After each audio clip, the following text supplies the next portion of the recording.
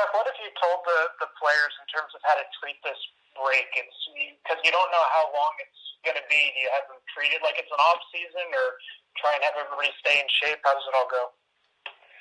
Yeah.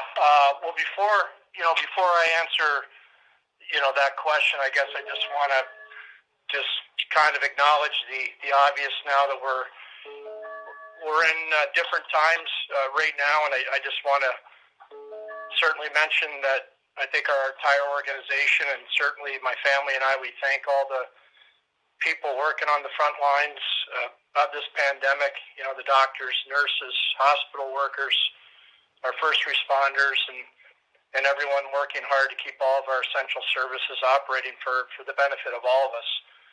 And I just certainly wanted to mention that before we started talking about the small piece of the world that I work in, which is ice hockey. But with respect to our players, I think we haven't given them any sort of specific direction. I mean, most of them have returned to their homes, their off-season homes. A lot of them have the ability to work out there. I don't think anybody's skating, obviously, at this point, but I think guys are doing the best they can to stay in shape, and they're all hopeful that at some point in time we'll get to a better place in this world and we'll be able to come back and play hockey. Chuck, does this delay help Nolan Patrick at all? Can you give us an update on him and how he's progressing? Yeah, Nolan's returned home. Generally speaking, he's feeling well in terms of where he has been over the past few months, and that's hard to say, Sam. Exactly what it'll mean when we do come back to play, but he's been trending in the right direction all along, and so I don't know that it would have a positive or negative impact, other than obviously there's the benefit of time that he will have to continue to heal and get better. Chuck, how have you been coordinating with the rest of your front office, from Brent down to the scouts, I guess, to make sure everyone's making good use of their time? Yeah, Brent and Barry and I speak to them. I speak to Brent and Barry every day. We have a group text that we keep pretty active in terms of different things that each of us may be doing. Brent is working first and foremost with our scouting staff, our amateur scouts, and they're working hard on getting their lists ready for the draft, watching video, reviewing reports, having discussions on players, and doing things they would typically do at this time of the year, obviously with the obvious exception that we're not able to watch games live right now. Barry is working on contracts and cap-related issues going forward, and obviously we've been able to sign a couple of our unsigned draft choices, Tanner Lazinski and Wade Allison recently, and Barry's been on the forefront of those conversations. So we stay in touch every day and try to coordinate the things that we do. Personally, I'm trying to reach out to a lot of our support staff and our scouts, as well as people like Bob Clark and Paul Holmgren, Bill Barber, Dave Scott, and just continue to keep the lines of communication open, speak to people on a regular basis, and just try to do what we can to stay busy. You mentioned Lazinski and Allison. Do you see them battling for jobs next year, or do you think they'll need a year or two of seasoning in the AHL? I don't know that they would need a year or two of seasoning. These are players that will be 23 years old next season. They both have put a lot of time in at the collegiate level. They both have size and strength attributes that typically takes 19 and 20-year-old kids a lot longer to acquire. So, they're men. They're good hockey players, and I expect that they'll challenge for spots right away. Whether they can make it, time will tell, but they're players that are very close to being able to step in and play. As it relates to this virus, Chuck, was there ever any fear that anybody in the organization, whether it's a player or a staffer, was affected or exposed in any way? I think all of us are concerned about about everyone's health and well-being, and trying to take all the precautions we can. I'm not aware of anybody that we had to take any particular precautions with, other than once we got back from Tampa Bay, everybody's tried to heed the advice of the NHL and self-isolate and do what we can to keep ourselves and our families safe and be smart members of the community and try to stay out of everyone's way. So everyone's doing the best they can to self-isolate and be home with their families. Chuck, similar to discussions with Brent, the scouting staff, how often do you check in with AV and his staff and kind of touch base with him and see what he's working on right now during this time off? He had been working on his golf swing for a while, but right now I think he's like the rest of us, just going through notes and trying to stay safe. But I speak to AV every week, just once a week. I've reached out to quite a few of the coaching staff and scouting staff and support staff and try to stay in regular contact with them, whether it's by a phone call or a text or an email. So we're all trying to stay in touch and do what we can. But, again, there's, for obvious reasons, a lot of our business has been shut down right now, and most of the things we can focus on are matters going forward, whether that's the draft or signing some of our players and maybe, planning some things in the future. Chuck, there have been a lot of playoff proposals that have been floated around. Is there any one that you would prefer if the season starts with the playoffs? Obviously, it's going to be late, but later than normal. But is there a playoff format that you prefer? The league says they're, checking out several of them. Not really. We're fine with anything they put forth. And to me, the more hockey, the better.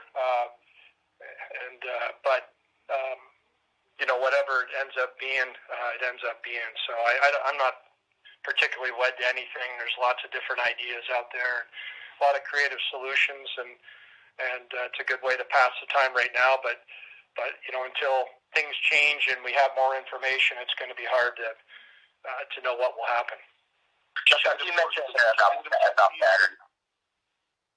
Is it important to you that the cup for this season does get handed out, even if it's late in the season, or is there some point where it just seems more feasible to just call it a year and start over again next season? When you have time, use it. I just think that there's no sense in making any decisions until you have to make them. I mean, if we're able to come back and play, that means that the world's in a much better spot than what it is right now, and I think that would be a tremendous sign. So obviously I hope that we have the ability to finish up this year, and a lot of work was put in, and we got through the majority of the regular season, and I think we're all competitors. We all want to play, and again, if we're playing, it means that this situation is changed dramatically, and we're in a much better spot. Can you give injury on Myers and Haig? I assume that all three, the time we're looking at now, if the season does return in May, all three would be back. Well, it's my understanding. Yeah, Myers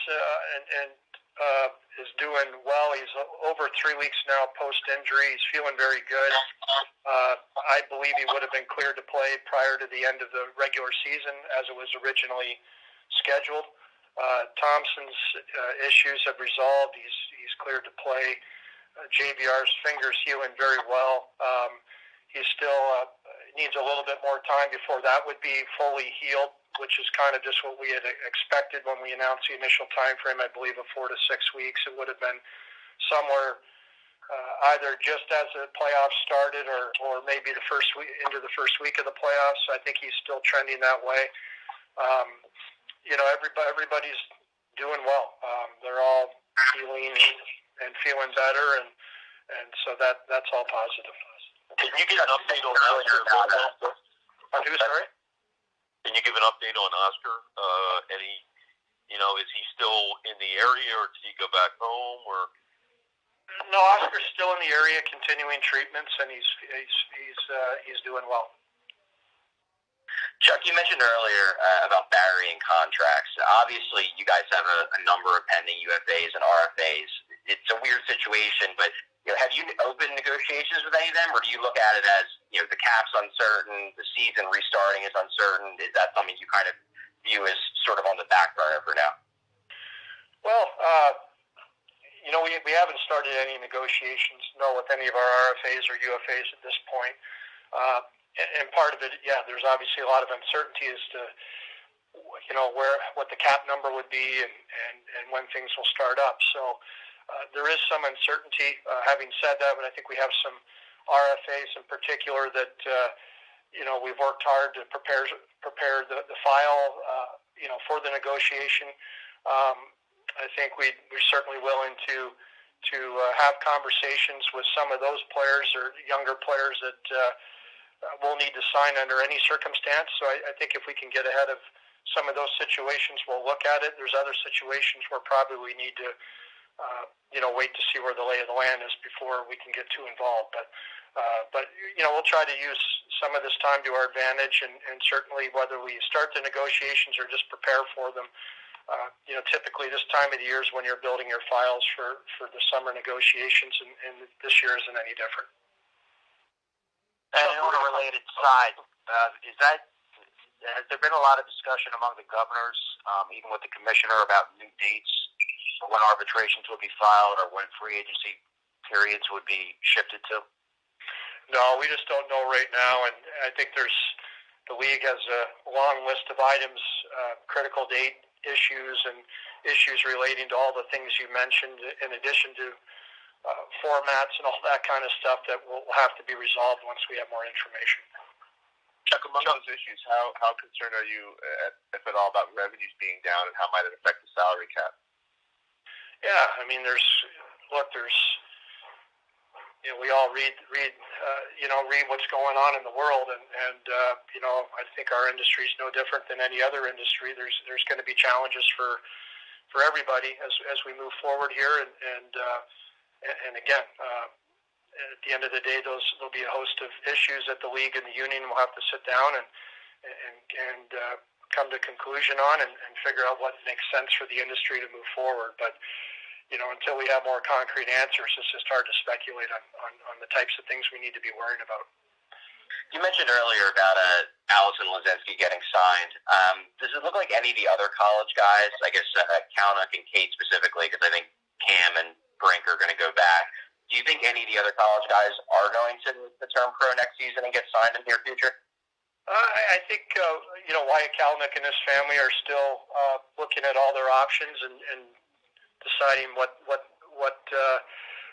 they want to do and what Wyatt wants to do moving forward. So again, there's really no urgency right now with the pause in the NHL season and the NCAA schedule being canceled. So I think he's taken the time that he has to think through what he wants to do, which is his right. I believe Noah Cates will return to school next year. Cam York's going to return to school, and Bobby Brink will return to school as they should. I think that's the best route for all three of those kids. Chuck, your team arguably was the hottest in the league when things came to a stop.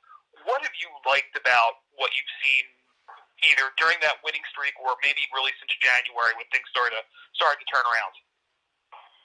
Well, I think all season we've shown a high level of resiliency. I think it took us time, obviously, I think, to get everybody on the same page and to get playing our best hockey, which I believe is predictable when you made the number of changes that we made last off season. But I think as the season progressed and we all got on the same page from a system standpoint, and and our culture grew and the expectations of the group increased, I think we've become a pretty good hockey team. But I think what I like is just the buy-in.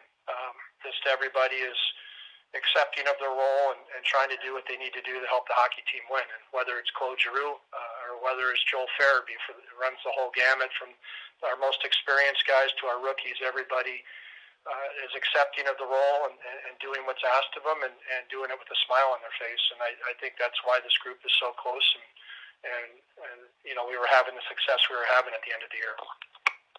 Obviously, Kevin Hayes was one of the guys you brought in during the summer just because you needed a second-line center. His impact has much been off the ice as on the ice. We've seen the viral videos of him, during the walkouts before games. Did you have any idea that he had that much kind of personality and could bring that much of an impact in the locker room, off the ice, as he has on the ice? Yeah, he's a beauty. I think we all knew he had a strong personality, but you're right, he's had a very positive impact on our franchise. He's played very well. He plays a very important role on our team in that second line center spot, as well as power play, penalty kill, even strength, 3-on-3, even shootouts. I mean, he's had an impact in every area that a player can have an impact in. But he's a good teammate. He's a really good human being. He cares about winning. He cares about the people in the organization. He cares about the fans. And you can't make that stuff up. His personality is who he is. He's a real fine human being. Chuck, I got a couple of more questions, and then we'll end it. Thanks. Chuck, how has the communication been like with players? Just how frequently are you in touch with them, and do you sort of rely on maybe Claude or one player to kind of relay information? Yeah, I've spoken to JBR a few times. He's our player rep. They have sort of regular calls with the NHLPA, and the NHLPA is doing their best to keep the players informed of what's going on, much as the league tries to keep us informed. So I reach out to JBR and make sure we're, all the information's available, that I have to the players. And I've reached out to, obviously, Claude Giroux. I've spoken to a few other of our players as well, just to see how they're doing. At this point, to me, the biggest thing is just making sure everybody is safe and their families are safe. And if there's anything they need from us to get through this time and stage of where we're all at, then we want to help out any way we can. Obviously, we have some injured players that we've been trying to get healthy and make sure they're in a good spot. So that's really Jimmy McCrossan's been working very hard, keeping in touch with the players that were banged up. So we're right now it's just more about doing what we can to make sure players are in a good spot. And again, as things resolve themselves and we get to a different stage and we can start talking about playing hockey again in a more realistic manner, then obviously the communication will ramp up. Chuck, have you found yourself having more or fewer conversations with other GMs now the league has paused? Fewer. We have a lot of texts going, some group chats going. So we're communicating a lot. Much more informal basis. I do reach out and speak to, I would say, 4 or 5 managers every week. I mean, it's only been a couple weeks now, so I certainly haven't spoken to everybody in the league, but trying to, again, stay in touch, see how people are doing, get ideas for maybe some things that may be going on, checking in to see if they're signing anybody, just things like that. But, at this stage, again, it hasn't been a real big factor in what I'm doing on a day-to-day basis. If and when you get a green light to start again at some point, you really think a couple of weeks of a camp would be enough to get these players at least close to back to playing shape? Guys take care of themselves, and we've had other instances where we've had work stoppages and we've had shorter training camps to get ready for a season, and players have been able to manage it. And these guys are tremendous athletes, and again, they take care of themselves. I don't know what the exact number would be, but certainly I think 2 weeks, in my opinion, would be sufficient to get guys up to speed. Obviously, you have normal conditioning, then you have game conditioning, and that may take a little bit of time for guys to be where they were when the pause happened. But again, these guys are great athletes, and I think that could be sufficient, yes.